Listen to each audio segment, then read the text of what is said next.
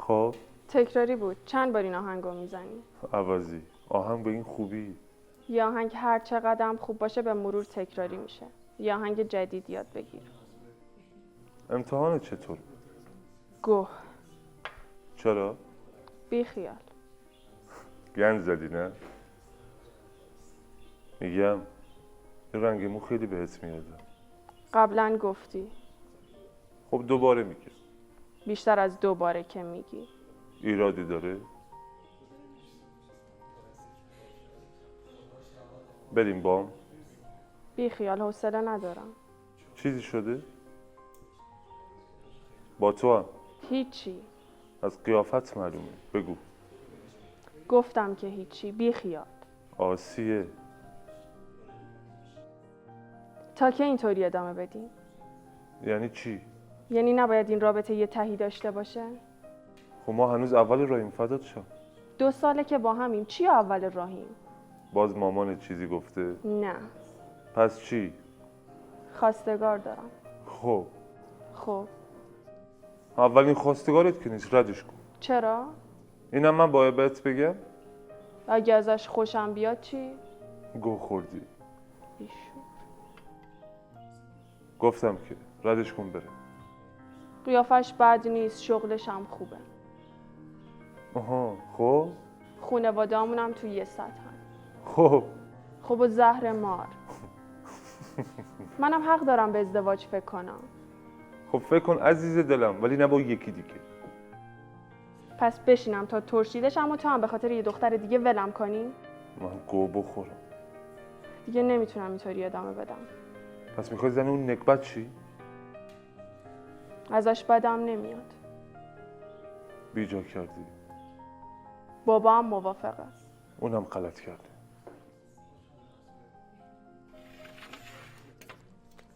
اصلا مگه تو چند سالته که از الان میخوای عروس شی؟ نکنه فقط میخوای روز عقد چند تا عکس بگیری بذاری استوری که به فالوورات پوزشو بدی؟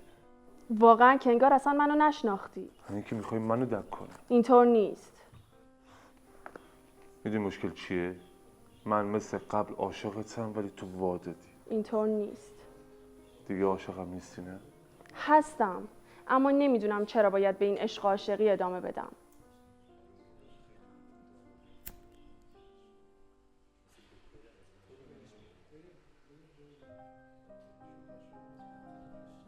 پسره چی کار است؟ تو بانک کار میکنه. آشناست؟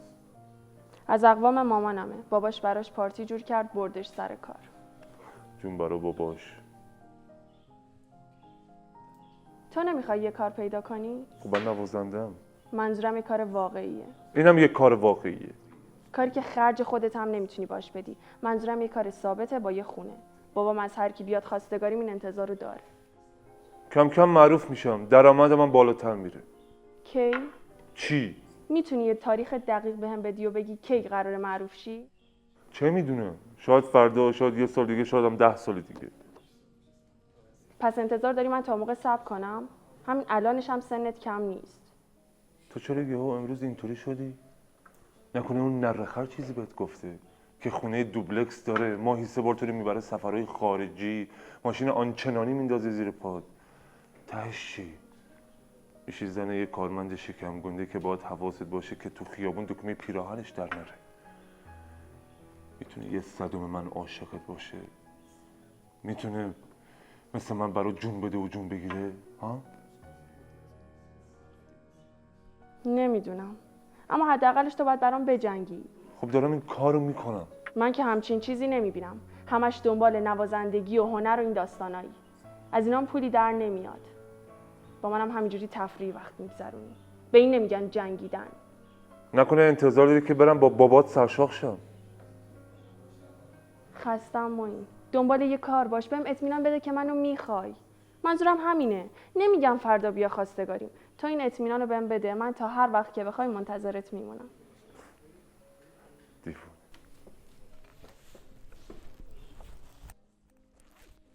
کجا؟ میرم خونه. اینقدر زود؟ کاری با هم داری؟ آسیه جانم. میدونی که عاشقتم نه؟ آره. فردا ساعت 7 میبینمت.